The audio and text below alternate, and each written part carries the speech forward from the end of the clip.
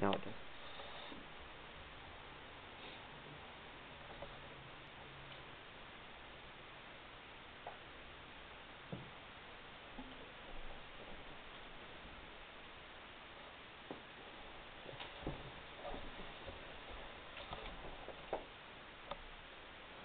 Jeff McDaniels, Communication 101. This is speech number 2, the process speech. Visual aids can be a very useful tool when speaking to an audience. Why are visual aids important? Because a visual aid often makes a clearer and more lasting impression than does the spoken word.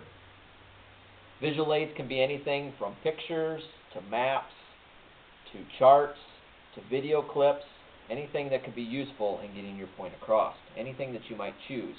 And with my more than 30 years of experience in public speaking, I can say that visual aids are definitely a good teaching tool.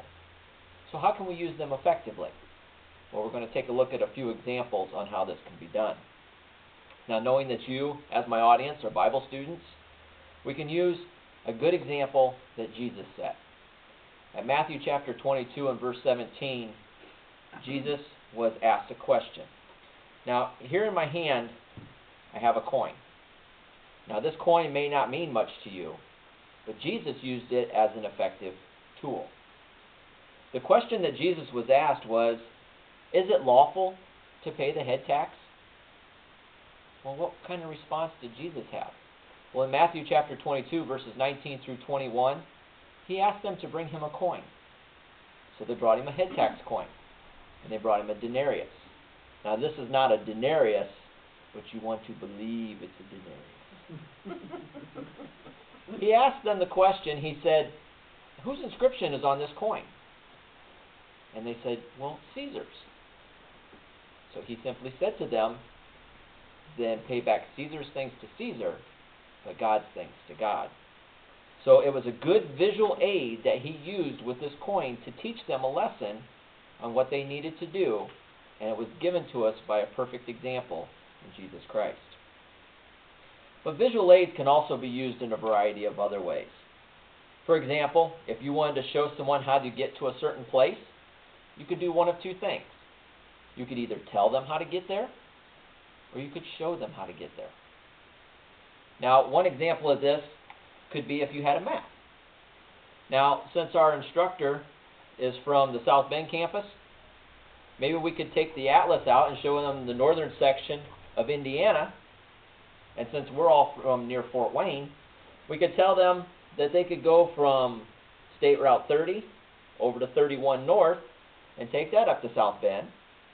Or if they wanted maybe a faster route, they could go up 69 and catch 80-90 over to South Bend.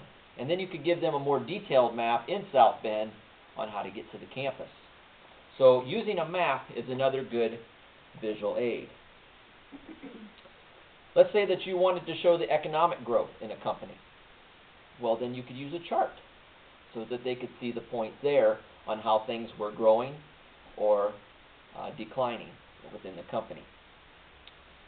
You might have a presentation that is a how-to presentation, maybe a process presentation like we're giving today. You could do a couple of different things. Maybe you would use a PowerPoint presentation to show how something could be done.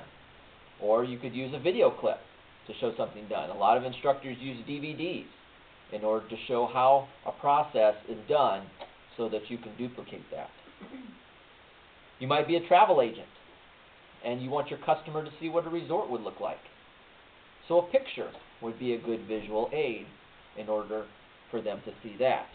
Now, my family and I like to go camping, which I stated in my introductory speech. So what the Yogi Bear Campground did, that's one of the places that we like to stay, is they sent us a brochure. And so in this brochure, it shows us the layout of the campground. It shows us where we can stay within the campground. And then it gives us some attractions at the bottom so that we can see what we can do while we're there. So it could be a good selling point by using brochures as an agent. So something else that we can use as a visual aid.